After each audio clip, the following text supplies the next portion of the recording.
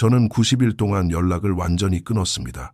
그리고 회피형 전 연인은 이렇게 행동했죠.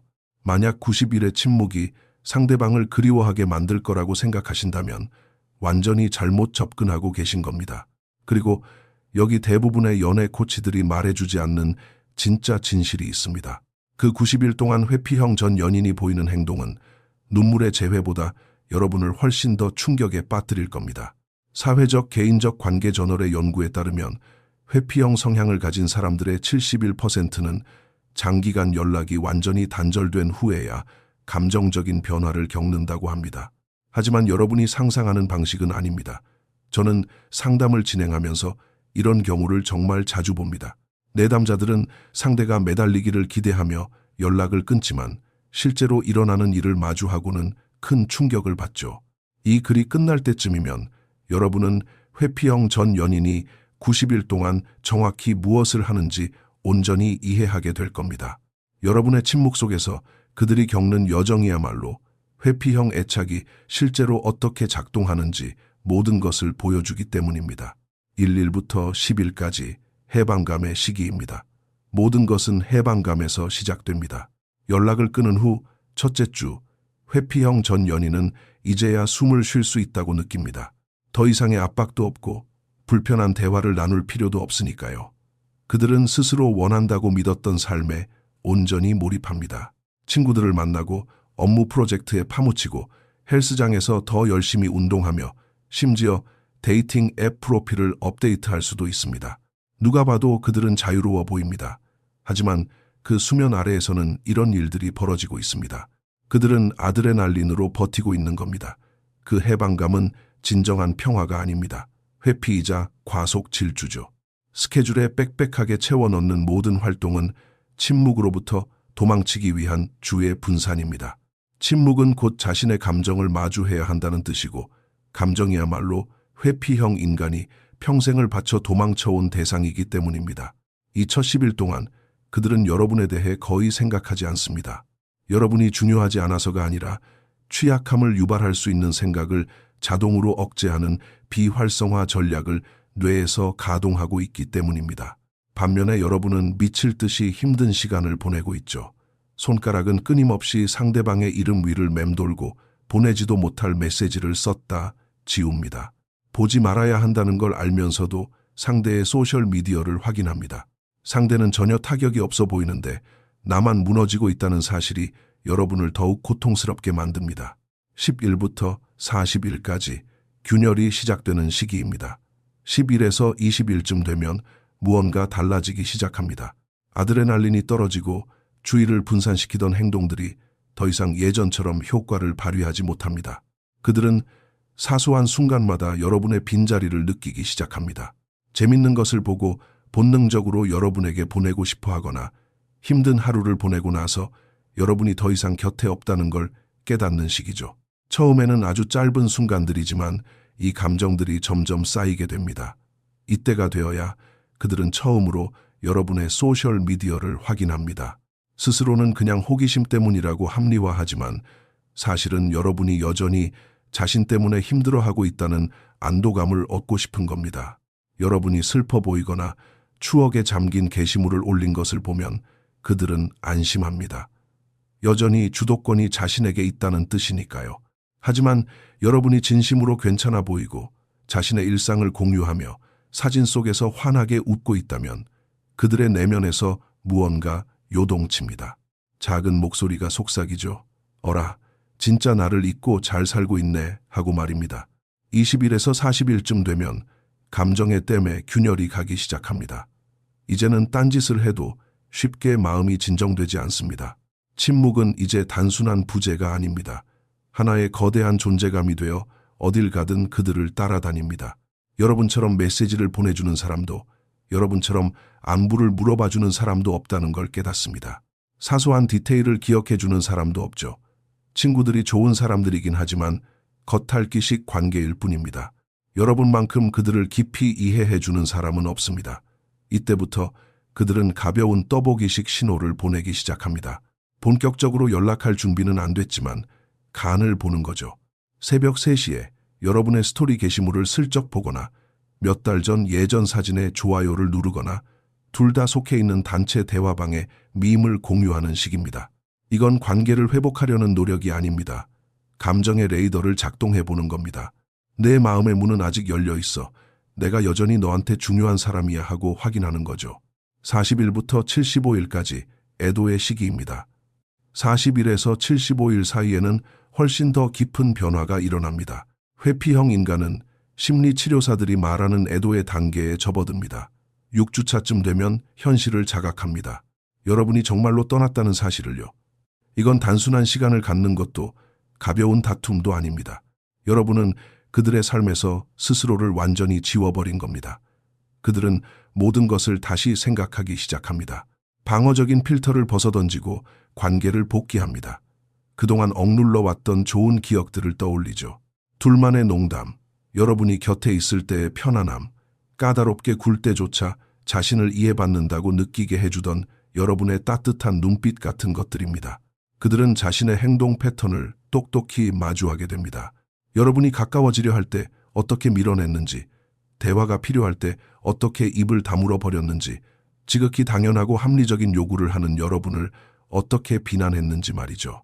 이러한 자각은 파도처럼 밀려옵니다.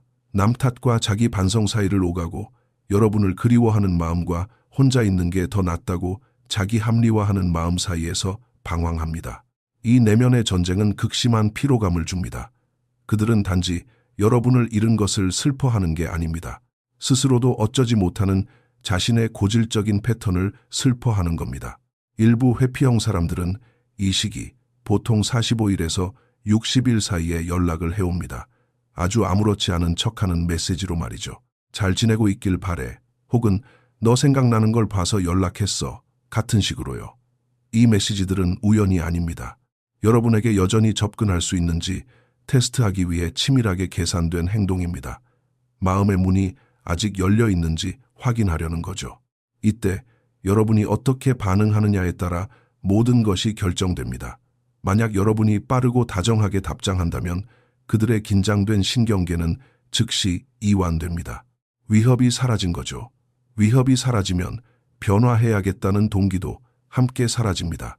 며칠 지나지 않아 그들은 또다시 그 익숙한 숨막힘을 느낄 겁니다. 언제든 받아주는 여러분의 태도가 그들이 왜 떠났는지를 다시금 상기시키기 때문입니다. 하지만 여러분이 답장을 하지 않거나 아주 짧고 차갑게 반응한다면 그들은 진짜 패닉에 빠집니다. 여러분을 영영 잃어버린 건 아닐까 걱정하기 시작하죠. 그리고 그 생각은 그들 스스로도 온전히 이해하지 못하는 엄청난 공포감을 불러일으킵니다. 60일에서 75일쯤 되면 회피형 인간은 성인이 된 이후 평생 외면해왔던 진실을 마주합니다. 실패한 모든 연애의 공통 원인이 운이 나빠서가 아니라 바로 자기 자신 때문이라는 사실을 깨닫는 겁니다.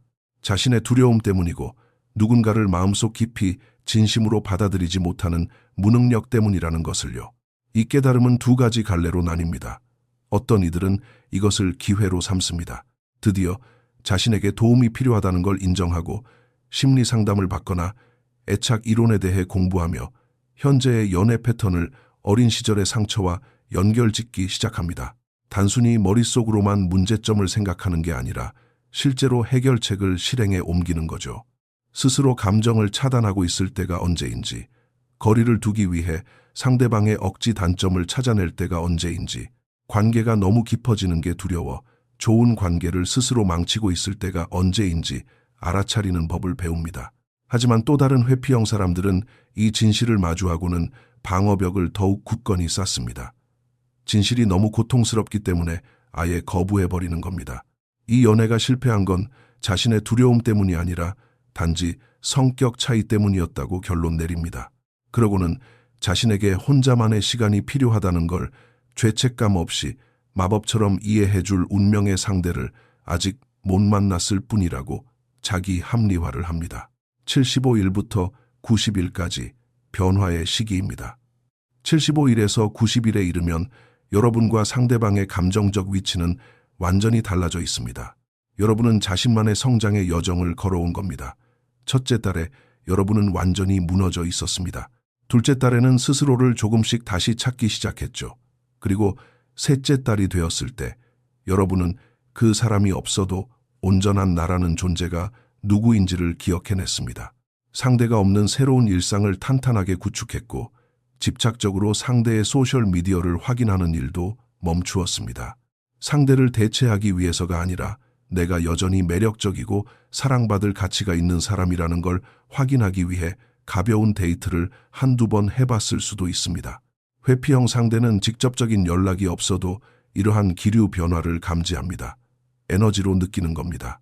여러분의 게시물에서 보았을 수도 있고 겹지인이 여러분이 참 좋아 보인다고 전했을 수도 있습니다. 여러분이 보여주는 부재의 질이 완전히 달라진 겁니다. 초반에 여러분의 침묵은 상대를 기다리는 느낌이었습니다. 하지만 지금의 침묵은 완전히 정리하고 나아가는 느낌입니다. 80일에서 90일쯤 되었을 때 이 차이야말로 그 어떤 것보다 상대방의 마음을 뒤흔들어 놓습니다. 만약 회피형 상대가 진정한 자기 반성을 거쳤다면 보통 진심이 담긴 연락을 해옵니다. 6주차에 보냈던 찔러보기식 연락과는 완전히 다릅니다. 훨씬 더 자신의 취약함을 드러내고 무엇이 잘못되었는지 인정하는 장문의 메시지를 보내며 얼굴을 보고 이야기하자고 청하거나 예전과는 생각하는 방식이 달라졌다고 고백합니다.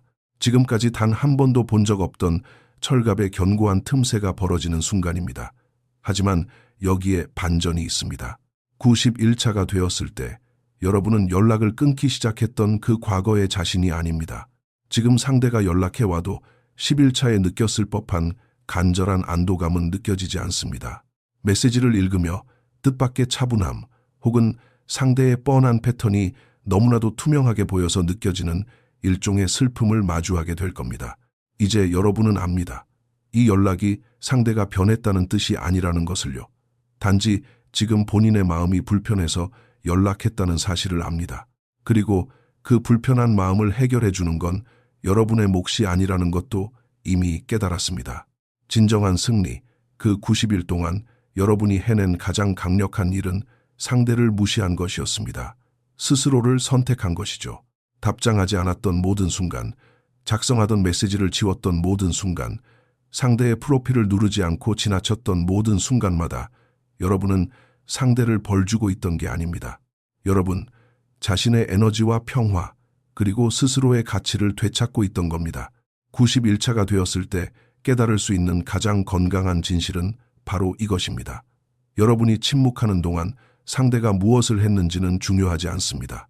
중요한 건 여러분이 그 시간 동안 무엇을 했는가입니다. 이 시간을 스스로를 깊이 돌아보는 데 썼는지, 왜 나에게 걸맞지 않은 대우를 참아왔는지 이해하는 데 썼는지, 상대가 없이도 온전히 충만한 삶을 구축하는 데 썼는지가 중요합니다. 회피형인 상대가 마침내 마음을 여느냐 마느냐에 의해 내 가치가 결정되지 않는다는 걸 배운 시간이 되었는지가 중요하죠. 90일간의 연락 단절이 가진 진실은 이렇습니다. 수년간 쌓인 애착의 상처를 완전히 치유하기에는 짧은 시간입니다. 하지만 마법에서 풀려나기에는 충분한 시간이죠.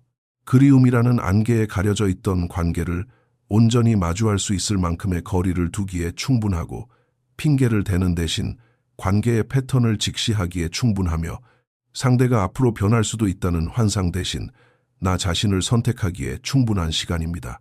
그 90일 동안 회피형 전 연인이 보인 행동은 여러분이 알아야 할 모든 것을 말해줍니다.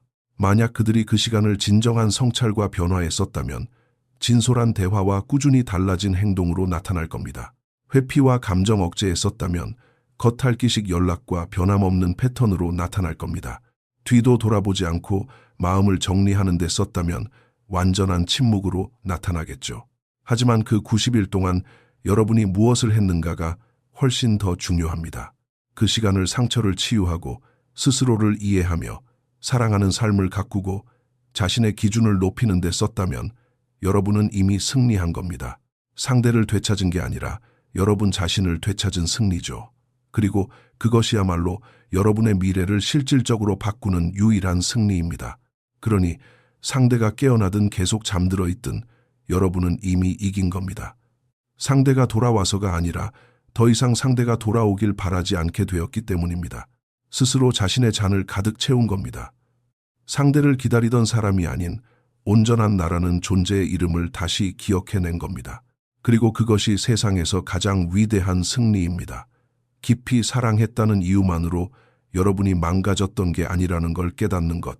여러분은 단지 올바른 마음을 가지고 잘못된 시기에 잘못된 사람을 사랑했을 뿐입니다. 그리고 이제 그 따뜻한 마음이 온전히 머물 곳은 바로